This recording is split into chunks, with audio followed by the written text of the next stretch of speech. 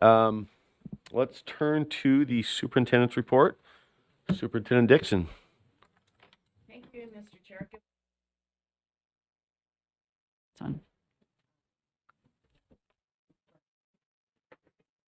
Thank you, Chair Moss. Good morning, board members. Happy holidays. Merry Christmas to you all. I am really excited to introduce our Employee of the Month to you because most of you know Kathy Davis. And if you know Kathy Davis, you love Kathy Davis. Kathy was nominated by a peer in another section. And I think, Kathy, if you just want to stand like right next to Ryan there, you just have to stand and be embarrassed for a bit. It's painful, especially for you, given how humble you are. So, Kathy, I don't even know how many years you've been at the agency, Kathy, but 10 years. I knew it had been a bit. It's just so interesting how Kathy came to us. It's another story for another day. But we put her into this role that's just got to be the toughest role in education. And it's dealing with the most awful thing, and that's student death. So when we have a death in our schools, regardless of the reason, Kathy rallies the troops, and she is the first one to make the call. She's often the first one to get called outside of the school system, and really is such an expert in providing support, grief counseling, knowing exactly what to do. Is especially difficult when it's a death by suicide.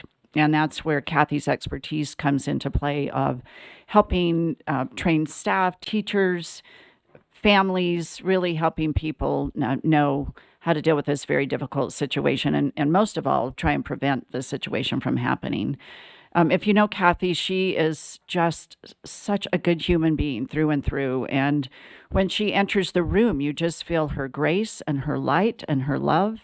And she's just somebody that we all love being around. So it was thrilling to see her name come through as our Employee of the Month.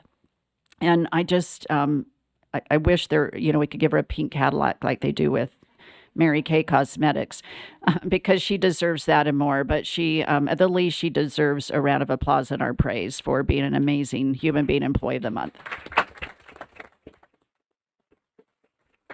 Thank you, Kathy. Thank you. And next, I think we are going to the artwork, or no, right? Let me look.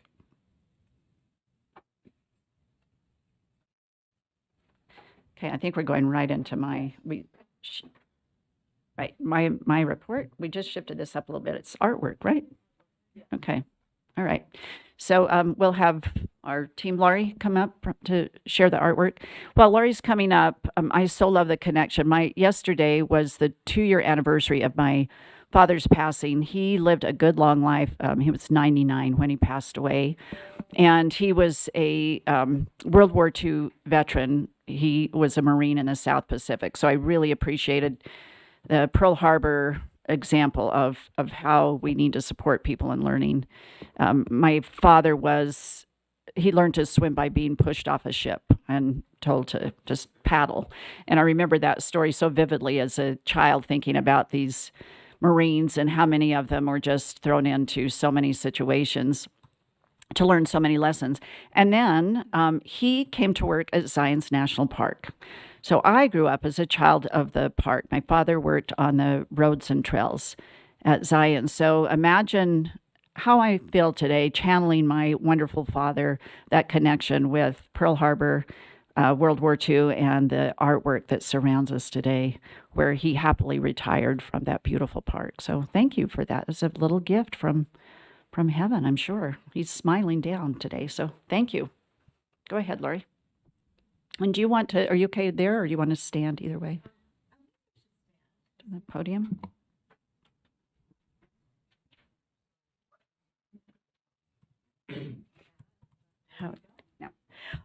Thank you. And I thank you, Superintendent Dixon. What a beautiful welcome to the holiday season. I think we can officially say happy holidays.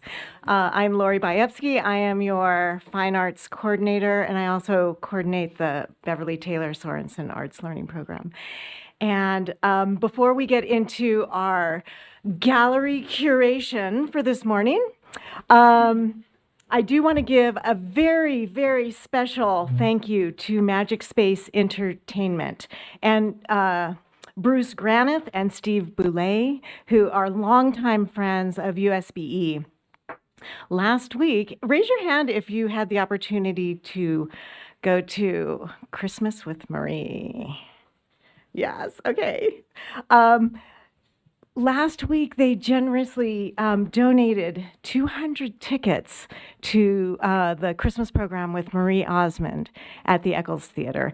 And I just want to say that those tickets were snapped up within about 2 hours. And I had the honor of being in the balcony with 200 educators. And most of them, or not, I won't say most, but many of them, their plus one was their moms. And it was really a joyous event of celebration. And I just want to give a shout out just for a moment to Bruce and Steve.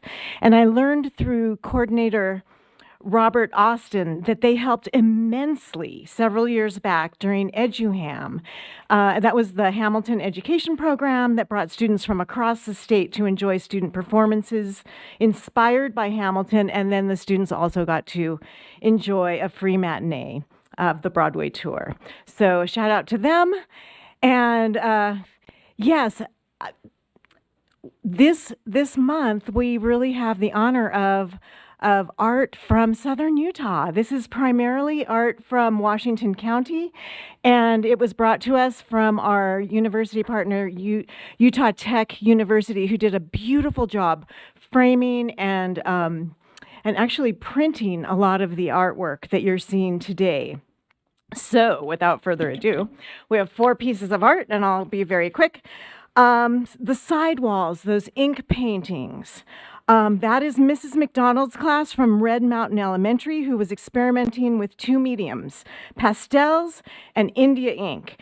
And they were learning techniques as to how the ink interacted and spread, and they pushed the ink through air using a straw.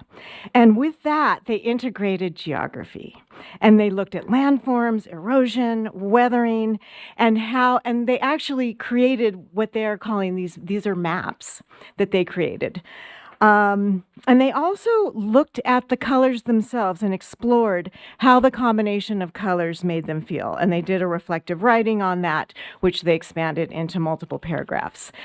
If I could give your attention to the back wall, and also at the front, there are these beautiful 2 panels of photographs. And these are capturing Zion, and it was part of the annual Springdale Elementary Zion Kids Art Festival.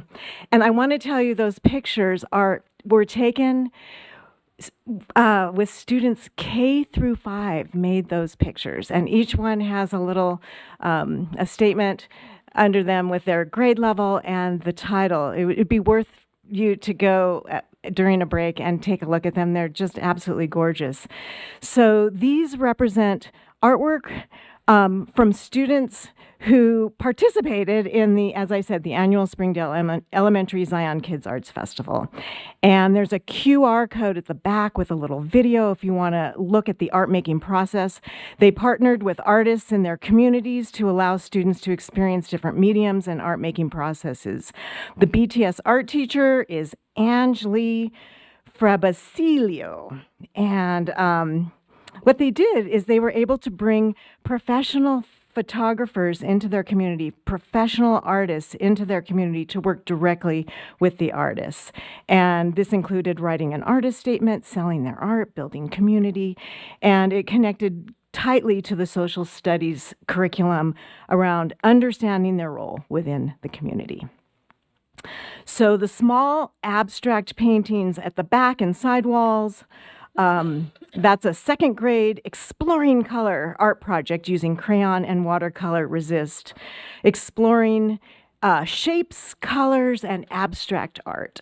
And finally, over here, these large posters, BTS arts educator Courtney Giles from Desert Canyon Elementary, she partnered with their newly developed STEM program at her school. And what she did was she used the engineering cycle to mirror the creation of dance. And she explicitly taught through dance the process of engineering.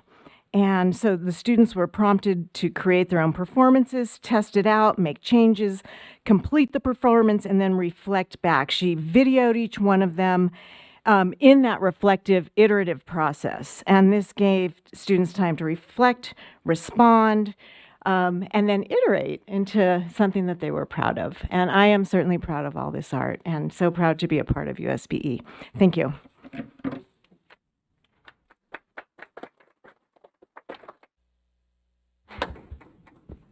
Thank you, Lori. What a great addition you've been to our staff, and so grateful for our BTS programs in our schools. It just makes a world of difference. Moving on to my report, I'll try and make this brief based on time today. Just want to celebrate our Employee Action Committee. You've heard me talk about them before, but they play such a significant role in the culture and climate of our office. And our winter breakfast is always just one of my favorite activities throughout the year. It's a time when we get to stand and serve and see our employees face to face, and we had a record turnout this year. I think we had well over 170 employees come first thing to hang out and have breakfast and enjoy one another's company. I want to give a shout out to Member Woods for coming and serving. It was a great opportunity to have her there. This year, we had some wonderful decor in the form of snowflakes from students from Bountiful, Copperview, Rosecrest, and Highland Park Elementaries. And they were made by students from, I want to get this right because I know these students were super excited, Miss Macleod's fourth grade class in Bountiful Elementary, Mrs. Adams and Miss Thompson's first grade class at Copperview, Miss Christensen's first grade class at Rosecrest, and Miss Hendrickson's second grade class at Highland Park. And to be surrounded by artwork from kiddos was just extra fun as we reflected on being mission driven and why we show up every day to serve those who serve us so that they can serve our kiddos. It was a wonderful event. For our goal, we're going to be focusing on the personalized teaching and learning goal. And rather than going through each strategy and giving you updates as I normally would, I'm just going to kind of stay high hover and give you an overview. You might recall me talking about the highlights of progress. If you'd advance this, Ryan, just right there. Thank you. I talked a little bit earlier in a report about the inclusion conferences where we had over 2,400 participants. And this was all to introduce this portrait of a meaningful inclusion. What does it look like in a school? How do we change our behaviors? What policies and practices do we put in place so that especially our students with disabilities feel like they not only have access to the curriculum, which is sometimes where we stop, but how do they become fully integrated into our schools? So our special education team did a phenomenal job this summer of focusing their efforts on how to help our educators, both in the gen ed and special education space, think about how to create these more inclusive environments and align their initiatives with how we think about the supports and systems that we put in place for our peers to have access. So I want to drill down on this just a little bit. The agency created also a formative assessment toolkit, and it was for the field to be able to support our educators using all these multiple points of evidence in actionable ways to foster meaningful, personalized, competency-based learning. And the toolkit was shared with Leadership Council and will continue to be highlighted. But this toolkit is really thinking about, it's not a mandate, it's nothing that we're saying everyone has to use this, but it's a tool that as people have reached out to us to say, I'm not sure what this looks like in practice or could look like. Do you have a framework? Are there some things that we could use to help us understand what you're talking about when you use this word or when you're trying to promote inclusive environment? So this toolkit has been super helpful as people assess in a very formative way to foster personalized competency-based learning. The next thing I want to highlight is a dashboard that is now live, and this is our early college dashboard. We had one at one point, but this week we're calling this dashboard 2.0 for lack of a fancy name, and it's now live for the field and available through our USBE data gateway. But one of the things that the board felt strongly about, and you've actually adjusted some of your policies to help in this space, and that's to increase access to concurrent enrollment, to CTE certification, to AP, to IB courses, so that our students, as they leave our system, thinking about how they really are tuned in to be successful if they choose an associate's program or what we call 1-2 or 1-2-4 or more with opportunities post-secondary, and really having certificates that can get them right into the workplace or military or service or whatever their choices are. But that dashboard, so that you can see how we're making progress, is now available. And then we also have a CTE dashboard. We're working on building the data dashboard that again drills down even more specifically to the industry information, showing how the jobs that are in our state and in our system are aligned with the kind of certificates that are coming out. So as you work on those CTE standards today and hear about how they're industry informed, it's very timely to see that we're also going to be able to showcase how we're making progress through this dashboard. And we're working on this project with our regional service center for our agency, which is WestEd. And then, oops, let's see, did I skip one? And then last but not least, we are going to have a PCBL or Personalized Competency-Based Learning Summit on Tuesday, March 5th at the Nebo Summit Center.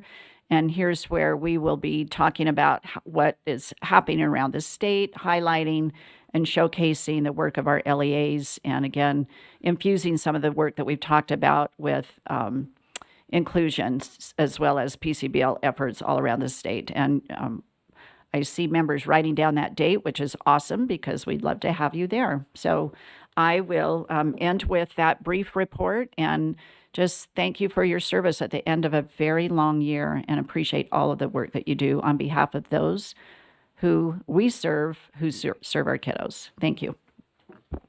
Thank you, Superintendent. Questions, comments? Lots of good meaty stuff in there. If anybody's got follow-up questions. None? I'm off the hook. Okay, you are. Thank you.